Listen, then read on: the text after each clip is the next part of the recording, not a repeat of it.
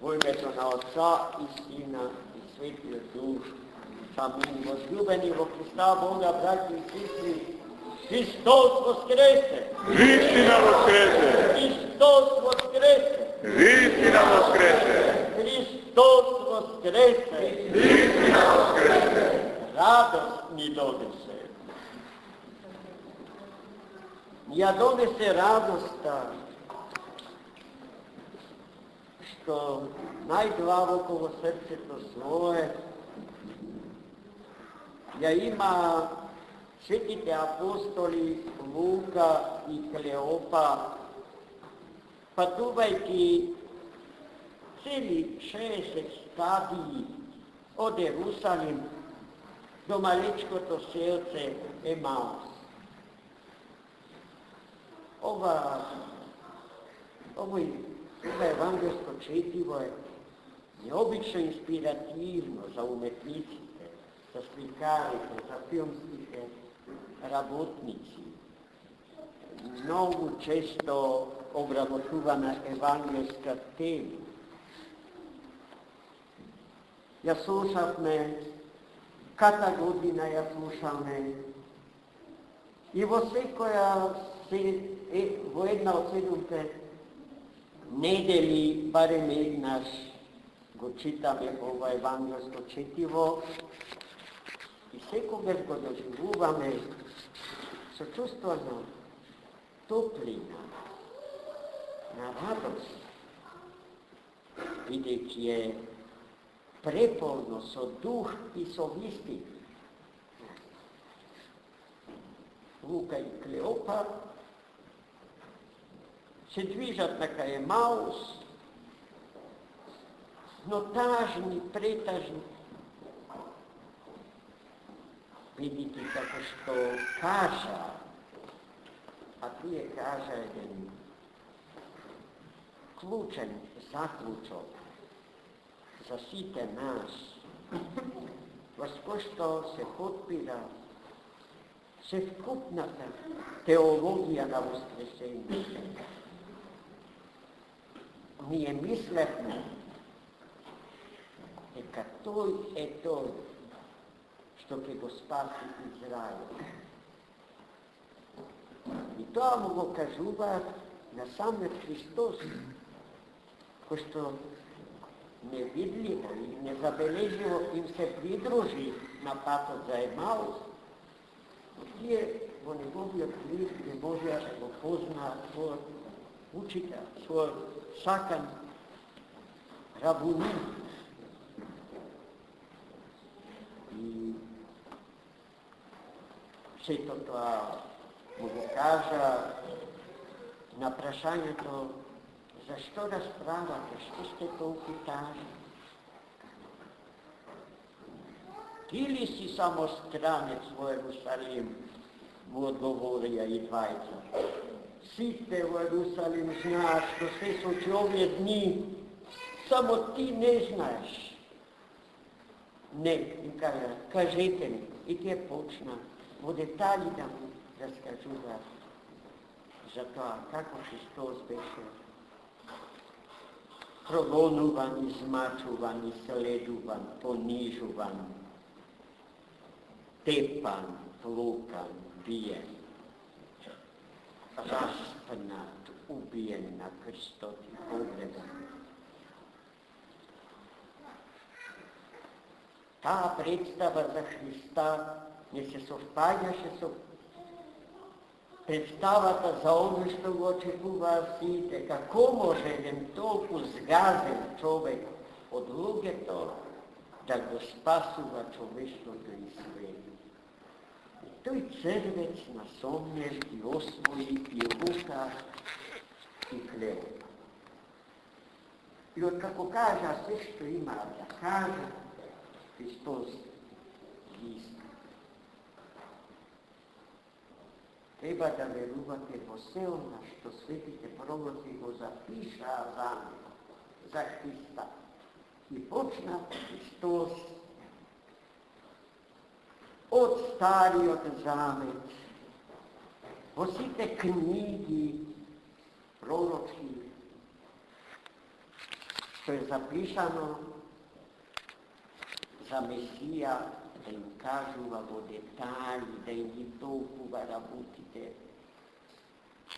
И кажувањата Христови, луѓе објаснувања беа толку сладки што и 20 апостоли паднаа во замес. Чудејќи се во себе, кој е овој човек што така толку добро ги познава работите, се опфатно, главински, копајки по божествените вистини. И така разговарајќи, таа тема стигна до Емаус, а Христос се направи дека сака да продолжи. А овие не можеа да се разделат од Христа и неговите сладосни, нектарни кажувања за Спасителот според светите пророчки книги. И затоа неговата решеност да ги напушти, да се отиде, не можеа да ја прифатат, туку го замолија да им се придружи, да влезат во селото, бидејќи гледај му велат, денот превали, сонцето заоѓа, кај ќе одиш сега, подобро е да останеш со нас. Потоа седна, за да се закрепнат со нешто. Христос го зеде лебот, го благослови, го прекаши и им го подаваше. И тогаш тие го позна. Него. Христа. Во тој момент, кога тие го позна Христос, вели апостолот Лука, авторот на денешното евангелско четиво, еден од 20 патници за Емаус, во тој момент исчезна. Христос располага со таа можност да го преобразува своето тело. Тоа многу пати во Светото Евангелие сме го прочитали. И тие повторно останаа сами. Благо збунети, но радост, бидејќи тие ја дознаа сета вистина. Вистината за тоа дека Христос воскресна, дека е жив. Тоа зашто другите, жените мироносици и светите апостоли, кои што го посетија празниот гроб во Ерусалим, сведочеа, зборува, шокирани, збунети, имајќи го точното објаснување на тоа што се случи. И тогаш и 20 ги кажа најзлатните зборови, што и ние, и нашата Богом благословена уста треба да ги кажува секогаш кога